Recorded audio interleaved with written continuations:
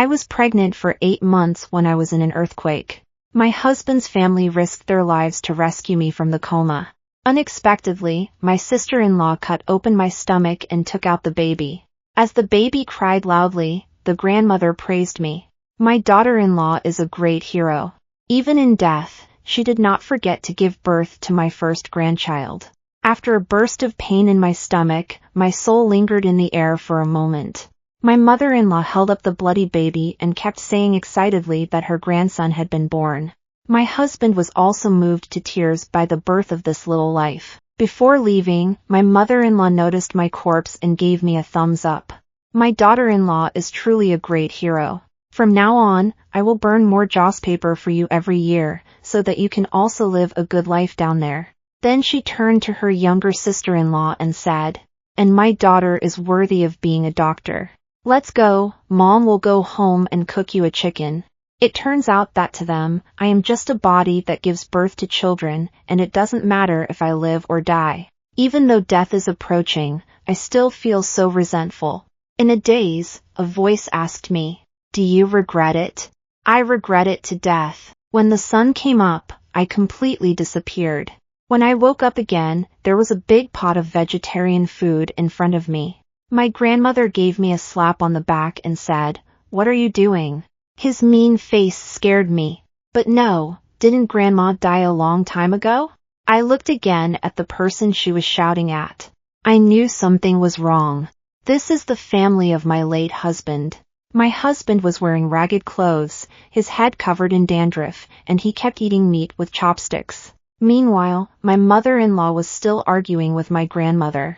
I have been cultivating this granddaughter of mine since she was little. She started working when she was 5 years old, and she worked every day except when she ate, drank, defecated, or urinated. I guarantee that no other girl can be more diligent than her. My mother-in-law glances at my bottom and frowns in disapproval. The bride price is too high. Look at your granddaughter's butt, it's not big.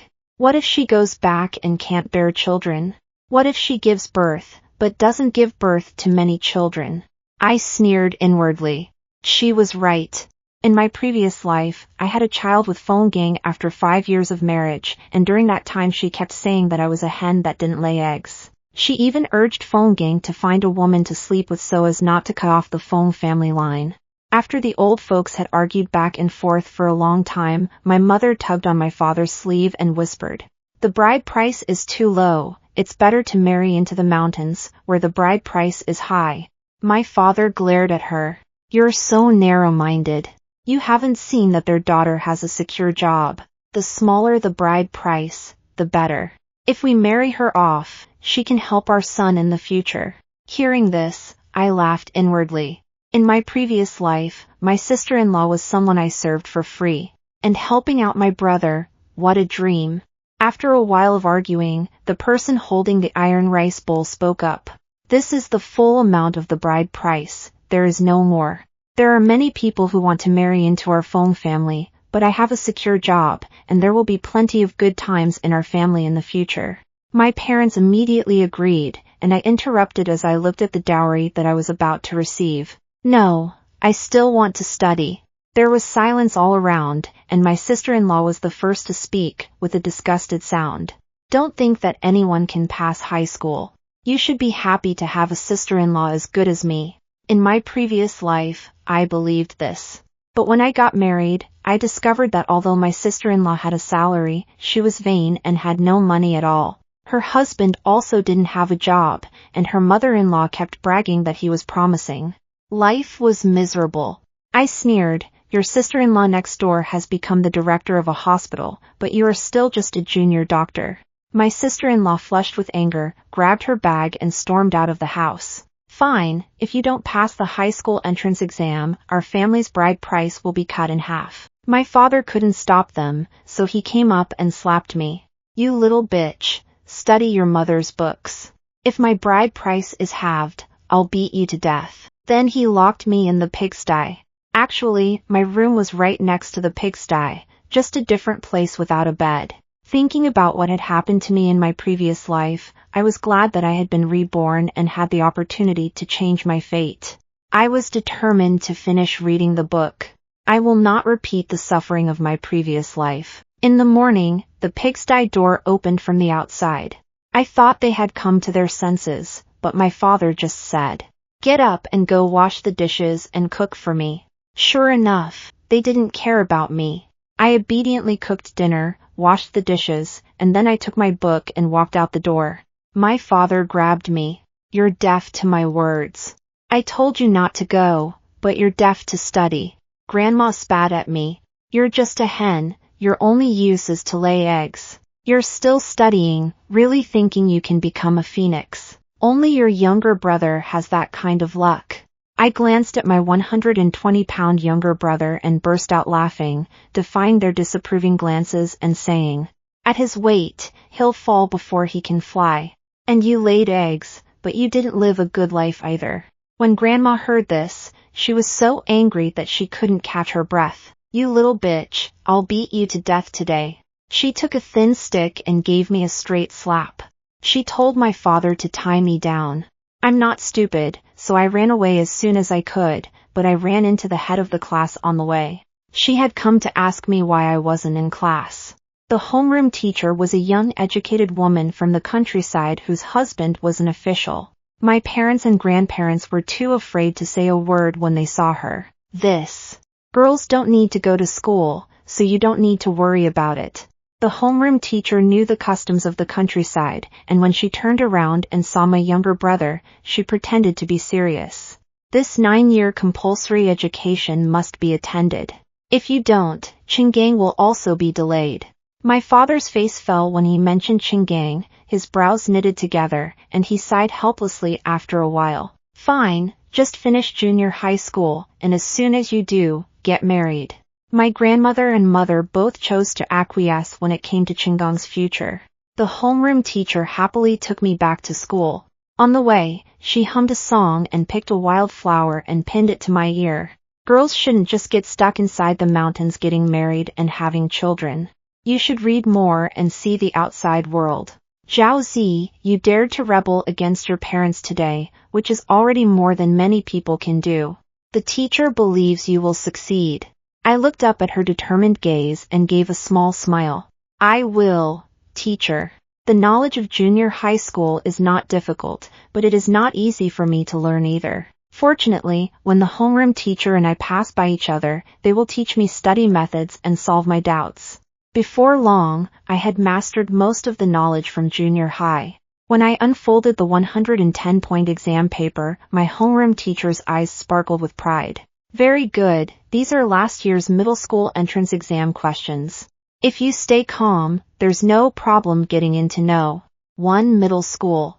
Confirmed by the homeroom teacher, I became more and more confident.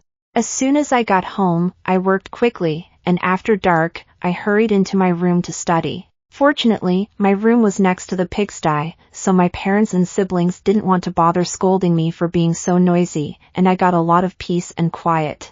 Day after day passed, and a month before the entrance exam, I went to my homeroom teacher's house every day. The village matrons shook their heads. I said, "This Zhaozi is really ignorant. What's the point of a girl studying?" "Alas, Zhaozi's mother, have you finished harvesting the rice?" "I just saw Zhaozi finish harvesting someone else's rice." Grandma rubbed her shoulders and spoke indignantly, "Fiddlesticks, this money spinner doesn't help out at home, but goes off and works for someone else. I'll see what I can do when I get back." When the time came for the entrance exam, I packed my things, opened the door to go out, but the door would not budge. The lock rattled, and I knocked on the door as hard as I could, only to get a scolding from my grandmother. "You little brat, I told you to help others with their work, now I'll see how you're going to take your exam." I looked uncertain, my tone cold. "Open the door for me." "Haha, you wish. Just you wait, tomorrow I'll have someone take you as a daughter-in-law." The knocking stopped, and my grandmother leaned over the door. But suddenly, the door cracked open, and she was so scared that she sat on the floor. I didn't come back to my senses until I had opened the door. "You." She opened her mouth in horror, unable to speak for a long time. I raised the corner of my mouth and let out a laugh. "You're really lucky, otherwise you would have died when I made that cut." I twirled the sickle in my hands, glad that I had brought it back from helping the homeroom teacher cut the rice last night, otherwise the old woman would have gotten her way. If you dare to kill me, I will tell your father in a moment and let him kill you. I grabbed my younger brother, who was eating, and sneered, fine, you're going to be killed anyway, so I'll die with your precious grandson. Grandma's eyes widened and her lips trembled. Don't touch my grandson. I promise, I won't tell your father when he gets back. I let go with a soft grunt and left. Grandma pounced on me, embraced my brother, and burst into tears. Before leaving, she threw the sickle over to her, and stuck it into the ground next to her. After coaxing her grandson, she stared at the sickle on the ground, her face darkening as if she were planning something. Worried that something like what happened to her grandmother would happen again, I spent the few days before the midterm exam at my homeroom teacher's house. Her daughter was forced to study every day, and she complained to me several times about how boring studying was. I just felt envious. After all, she had such a good family, while I had to constantly guard against my relatives ratting me out. But I didn't expect my worries to come true so soon. One day after the exam, early in the morning, there was a commotion outside the door. My father kicked open the door and dragged me to the kitchen. Damn girl, go cook. The Fong family sat in the back room, looking very pleased with themselves. My sister-in-law gave me a look of disgust. Oh, what time did you get up? Do you really think you're a high school student? If you ask me, there's no way a golden phoenix can come from a chicken coop. You think you're in high school? If you could pass the exams, the hens wouldn't need to lay eggs. My mother said apologetically, you see, this brat offended you in the first place, and her father and I have already given her a good lesson. We can't afford to pay less in bride price. My sister-in-law sneered at the corners of her mouth. I definitely won't argue with a little liar. How about this, if she kneels down and kowtows to me, I'll pay for the dowry myself and add a bit more. My father nodded happily and tugged me. Get down on your knees quickly and kowtow to your future sister-in-law. That's right, Jousy, your family has such a capable sister-in-law, you should hold on to her tightly, so that your younger brother will have someone to help him in the future. Yes, I would say don't bother with all that studying. What's the point of a girl with a degree? A happy family is a woman's greatest asset. As the relatives from both families chattered on, I shouted, if you think their family is so good, why don't you marry your daughter off to them? They're all country folk, and everyone knows that their family only has a few acres of land, and they can't even grow enough food. The man doesn't even have a job. He just hangs around the house eating and waiting to die. If his sister-in-law really had ability, why didn't she give them a whole farm to farm? Jiang Tao's mother came up and pushed me, her eyes red with anger. What are you saying, you bitch? Our Jiang Tao is very capable, he just hasn't met the right person yet. And, since you've already received the bride price, you must leave today even if you don't want to. I'll show you what I'll do when I get back. The men they brought with them had reins in their hands and came up to tie me up. In the struggle, Jiang Tao kicked me in the knee socket, and I fell heavily to my knees. He laughed, son, well done, otherwise this bitch still wants to turn the tables, doesn't she? My daughter-in-law, who had not yet entered the house, was kicking the ground at her parents' house, and no one came forward. Looking back, my good family was still counting the bride price. I held back my tears and glared at Jiang Tao. I want to take the high school entrance exam. Jiang Tao snorted, high school? I think you should go back and give me children. Hurry up and get pregnant. The men pressed me to walk outside, and after struggling, a harsh voice came. You got in, they're recruiting you to go to the No. 1 middle school in the city. The homeroom teacher came running with the admission letter. The village chief, who was behind him, saw how I looked and scolded my father. What are you doing? Have you turned the world upside down? The village chief was in charge of subsidies for every household, and no one dared offend him. After this scolding, the relatives who had just been scared backed off, and the man who had tied me up stopped. I was overcome with emotion when I took the admission notice. It was great, my hard work had not been in vain after all. My homeroom teacher also praised me for being so hardworking. But my mother's eyes twinkled, and she said in a bad tone, what's the use of getting in? Your younger brother still needs to study, and we can't afford it. And we won't be returning the bride price. After today's incident, I had given up on them. I told my mother bluntly, whoever collects the bride price is the one who gets married. They only want a hen that lays eggs. My mother was so angry that she turned pale, while my grandmother refused to let go of the dowry. I went up to her and pushed her, taking the dowry. Halfway there, my younger brother held onto my leg and wouldn't let go. Give me back the money. Mom said this money is for selling you off to this hen. Hurry up and give it to me. My brother was grumpy and headbutted me in the leg, which hurt a lot. I couldn't get away from him, so I glared at him and kicked him away. I said angrily, if you look down on the hen so much, I'll show you. After years of hard labor, I had a lot of strength. I picked him up and pushed him into the well. As soon as I let go, he was gone. He was just a child after all, and was so scared that he started crying. Grandma also cried out of panic, and my father didn't dare come up and hit me. I told you, if you don't let me go to school today, I'll jump in with my brother. My father was afraid that I would act impulsively, so he had no choice but to return the bride price to the Jiang family. My schooling was finally settled. I walked with my homeroom teacher to the main road, with the sound of curses from behind me, all of them cutting off their relationship with me. But at that moment, I only felt relieved. This time, no one can stop me from living my life. I want to live my own life. During the holidays, I spent all my time helping my homeroom teacher with household chores and tutoring her daughter with her homework. She also said that she would go back during all her future holidays, and that I could use the tutoring fees to pay for my tuition. You see, strangers are good, but my family has turned my room into a toilet. But it's fine. I don't want to leave any traces in this family. At that time, I went into the future full of confidence, but I didn't realize that even greater difficulties were waiting for me. High school was hard, and without any preparation, I couldn't keep up with the pace of the teachers at the first-class high school. I wanted to ask my classmates for help, but they seemed too busy with their own studies to spare any time to help others. I couldn't sleep at night when I thought about my failing grades, and I cried under the covers. My hair was falling out and my weight plummeted. But I was determined to make up for my lack of ability with diligence, so I got up the earliest and went to bed the latest every day.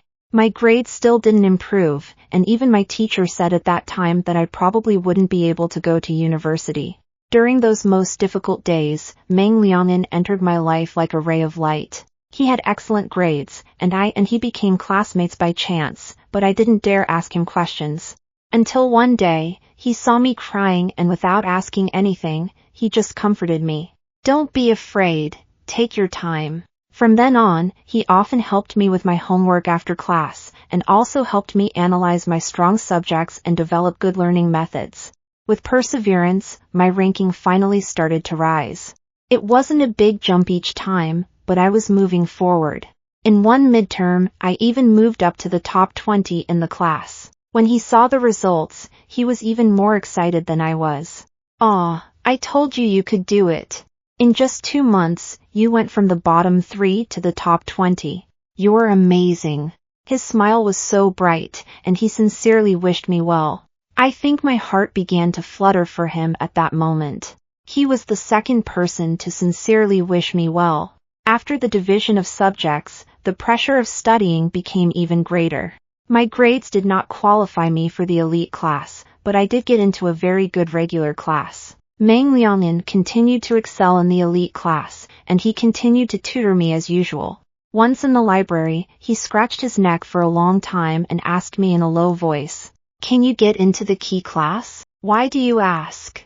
"Because the key class is." He probably couldn't lie, and after stammering for a long time, he finally said dejectedly, "Because I want you by my side." At that moment, the barrel of youth shot right between my eyebrows. For Meng Liang'an's sake, and for my own, I started to study harder, wishing I could split a minute into 2 minutes to use.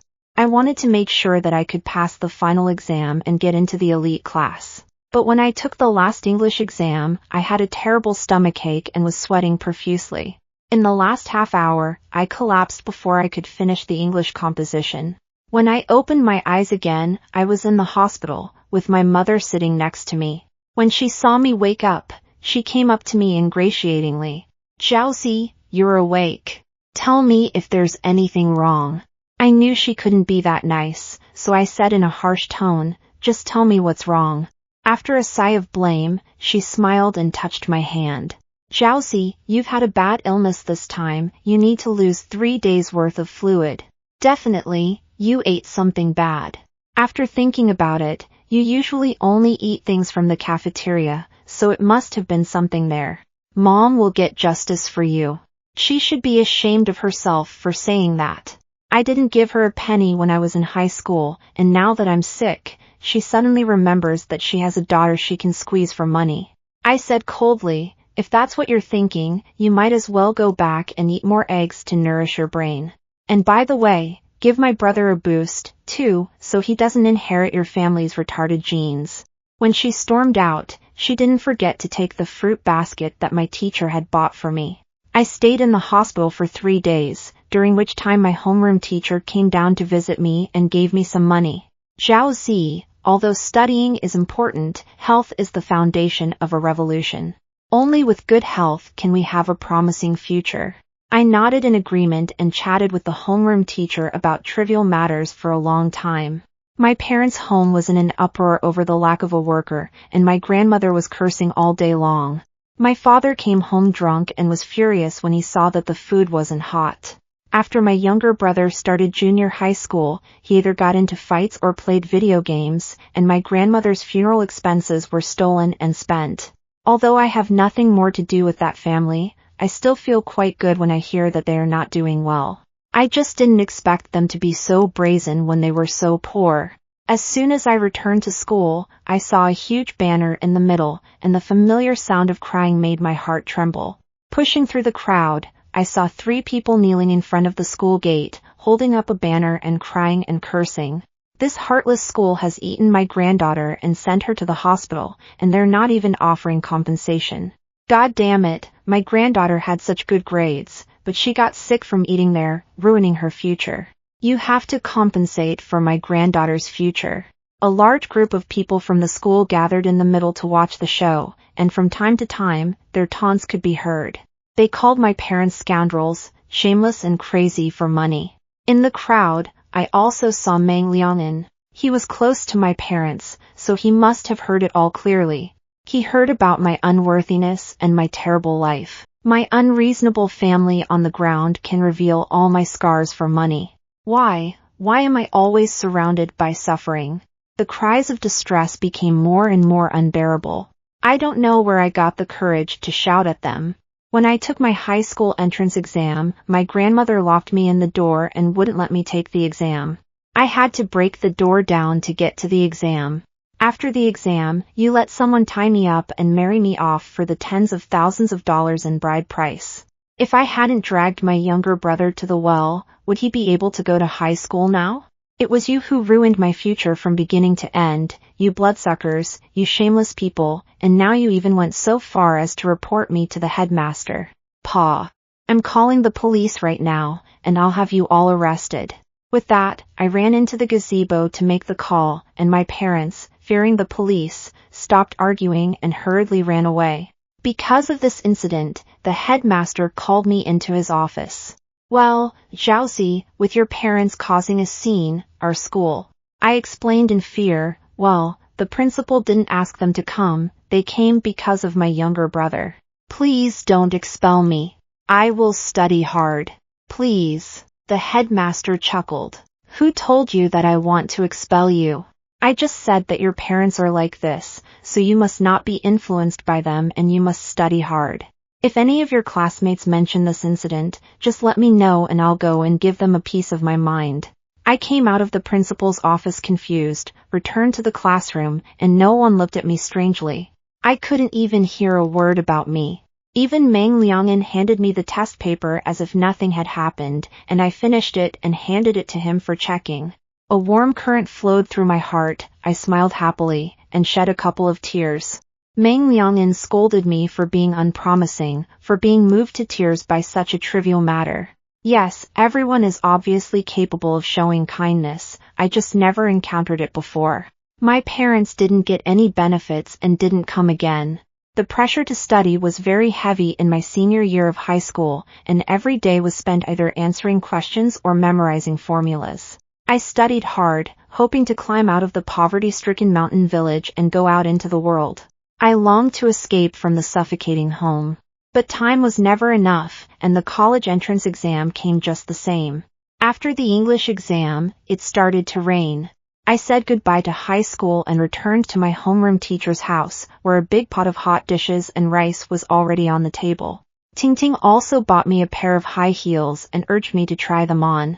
Zhao, I told you, your thin legs look good in them. The homeroom teacher laughed and said, of course, you think everyone has big, thick legs like yours. Ting was unhappy and argued with the homeroom teacher, making the whole family laugh. A few days later, the homeroom teacher and his family and I were cutting wheat. Auntie Wang and the others next door sighed with concern when they saw me return. I said, Zhao, you're really not acting like yourself. Your family still has a lot of wheat to harvest, and you're helping someone else. My grandmother rolled her eyes and said, he thinks he can get into college, but I can see that he'll just come home when the time comes. Go home? You've turned my room into a toilet, so I'm going to go home and take a dump? The neighbors in the countryside didn't know this, and they all chimed in to scold Grandma. I mean, your family did the same thing. How could you turn it into a toilet? After all, she's still a child. This is too much. My father was unhappy when he heard this, slammed his hoe down, and frowned. It's none of your business what happens in our family, and Zizi is not my daughter. She can't come back here if she wants to. I also responded rudely, okay, remember your words. Just remember it. What, do you really think you're a university student? There was a 2-second silence, and then a voice came from outside the village entrance. The village chief was running towards me with the admission notice in his arms. You got in. 560 points, above the line for a first-tier university. After receiving the bright red notice, I stroked the marks on it and placed it in front of my father. Yes, she's going to be a university student. Grandma was dumbfounded and shook the sleeve of the village chief. Village chief, you're not lying to me, is this girl really accepted? The village chief interrupted him unhappily. Can you fake a notice of admission?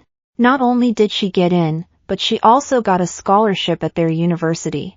My father's eyes lit up at the news, and he happily bragged to the whole village, I told you my daughter would go far. Look, she didn't cost me a penny to educate, and she even brought me money. Zhao, give me the scholarship money as soon as you get home. Dad, show it to your uncles and aunts. His face was flushed with joy, and I only said one thing. You just said that I'm not your daughter, so why would I give you any money? My father's smile froze. How could that be? You will always be my daughter. If I hadn't been determined to cultivate you, could you have passed the university entrance exam? It was indeed ruthless in not answering for 3 years, and ruthless in cursing at any time. I took a deep breath and held on to the notice in my hands. My homeroom teacher paid for all my tuition for the past 3 years, and you won't get a single penny of it. And since the aunts have all heard about it, they said I can't even set foot in the house. In that case, I have nothing more to do with the old Yang family. I shook off my father's hand and walked towards the intersection. The villagers, who had always been superstitious and only knew how to scold me, now turned on my father. You see, if you work hard enough, heaven will be on your side. A new chapter in my life began at that moment. I didn't tell my family which university I was attending, so they couldn't find fault with me. Time passed peacefully. I learned a lot at university and found a specialty that interested me. I learned the value of life. Oh yes, I got together with Meng Liang'an in my freshman year. This kid hid it from me and took the entrance exam with me to a university. His family beat him up all over the place, and in the end, he could only let me pamper him. I never thought that the arrogant man I once knew could be so clingy in a relationship. But I like it. On my birthday, he and I went out to dinner together, and halfway there, I got a call from my mother. Her voice had aged a lot, and her intermittent sobs told of her suffering. Dad has fallen in love with gambling, goes gambling all day long, and doesn't have a job. My younger brother has been in and out of fights for a long time and is now in the hospital, requiring a large sum of money for surgery. I laughed as I listened, and came up with a solution for her. Mom, I don't have that kind of money. If you want my advice, why don't you go to my brother's school and cause trouble there? They're so rich, they can definitely afford to pay up. She really listened, and persuaded my father to kneel in front of my younger brother's school. But I didn't expect that the aristocratic school would be stupid. They submitted the evidence of my brother's fight to the Public Security Bureau and sentenced him to several years in prison. My father was so angry that he cursed my mother a fool, and after punching and kicking her, he pushed her into the river. In the end, my mother died and he was arrested. My grandmother, needless to say, was old and suffered such a great shock that she just closed her eyes and died. I didn't want to collect their ashes and put them in the Public Security Bureau, saying that I would collect them myself after my brother got out of jail. After all, my brother was the one who could collect their ashes. At the age of 20, Meng Liangin and I bought a small house in the city with a mortgage. At the age of 21, we got married and every year donated money to help girls from the mountains get an education. Perhaps in the face of suffering, we are both very weak. But the weak can also overcome hardships. I have succeeded, haven't I?